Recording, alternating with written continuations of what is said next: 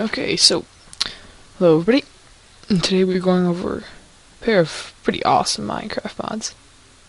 We'll be going over Sonic Ether's Unbelievable Shaders and Dynamic Lighting.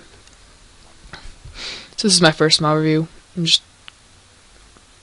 That's why I'm going over two smaller mods, just so I can kind of get good at it. So my later videos are good. So this is Sonic Ether's right now. As you can see, there's different lighting. There's shadows, like dynamic shadows. You can see me, my shadow. The different guy's got a shadow. The lighting in general just looks better. It's a lot brighter, definitely. And like the gamma's up a bit, which is why it looks a bit burned out. So that's the lighting aspect of that mod. Now, if you come over here, you can actually see another aspect. Yes, the trees are alive. This is another feature, the trees and the tall grass. This stuff, it kind of waves around. Personally, it works a lot better for the tall grass than it does for the trees. I mean, at least if the trees are in sync, that would be really weird if they were.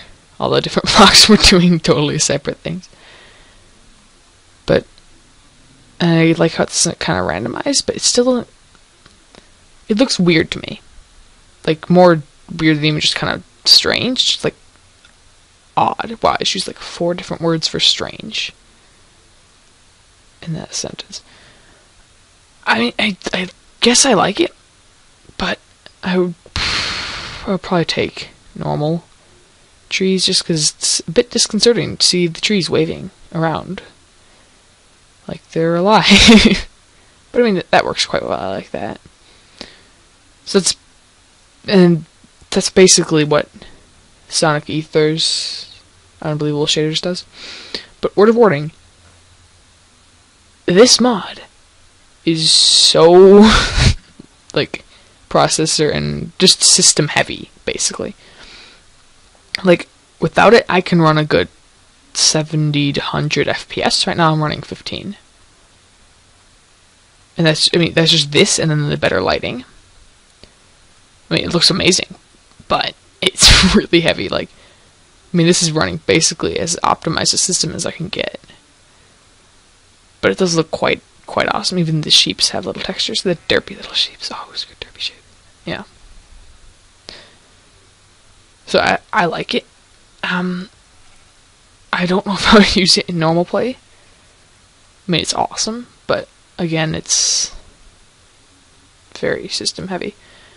So, for the second mod, we have Dynamic Lighting. So, I will set the time tonight just so you can see this much better. Because in the day, you can't really tell. So, as you may notice, it's Dynamic Lighting. It's following me. I'm holding a torch. And look, it's gone. And it's back. And it's gone. And it's back. So, this works for, I mean, isn't that cool? And it also works with Sonic Ethers.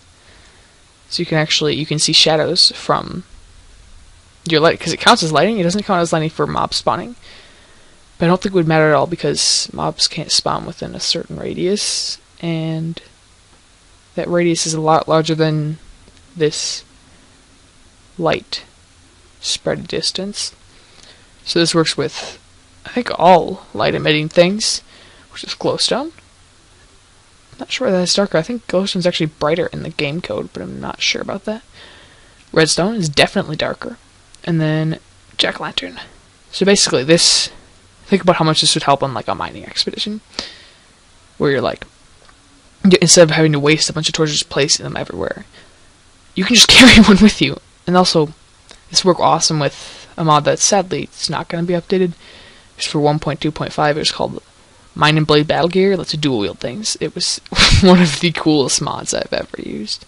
Think about that. You could have a pick in your right hand, and this in your left hand, and you just walk around. That'd be pretty cool.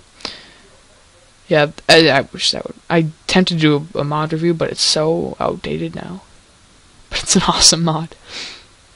Yeah, that sidetrack's bad.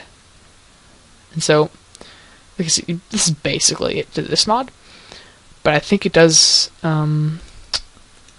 it works for other things, like let me just set this spider on fire. If he's gonna... Now. See, they're still emitting light. Even it's because they're on fire. They're actually emitting the light. Okay, he stopped, but he's... Now I believe also creepers do it when they're about to explode. Yep. Didn't mean for him to explode, but what just happened with the shadows there? That was weird. It also works... I don't really want to do this with all this mobs around, but it also works with players, I believe. I'm just going to set it to peaceful so I don't just get killed by mobs. So let's put a fire down here. Stand in it. Just game mode 0. And see, now I'm also... Well, I was, but I stopped being on fire. Okay, so burn me! Yes. See, yeah, it's giving off light, except it's a bit spazzy. So I wouldn't use this as a light source in caves, that's for sure. But you get the idea. Most things that you would think would give off light, but don't because they're part of an entity or you're holding them in your hand, they basically do now. And it actually works pretty well with sonic ethers, because you can get cool shadows with the dynamic lights, except I don't know what's happening there. Yeah, so I'm just gonna show you guys a bit more so you can totally show off how the shadows work if you would just move sheep. Just move into a better position. This doesn't quite seem to be working. But yeah. So that's pretty cool. These are just two nice little mods that just add a bit of realism to Minecraft. And in the case of Sonic Ethers, at the cost of performance. You know, I guess I could play on this frame rate, but it's not super great. But yeah, I guess that's about it. So if you'd like to see me do more mob reviews, and if you had any ideas for ones you would like to see me do, just post them in the comment section below, and I can look into them. Unless, of course, it's a group of different ones that are incompatible. God, I've spent so much time with different mods trying to get them to work together. But that's beside the point. So yeah, hope you enjoyed. See you guys next time. Bye. And say goodbye to the sheep too. Bye.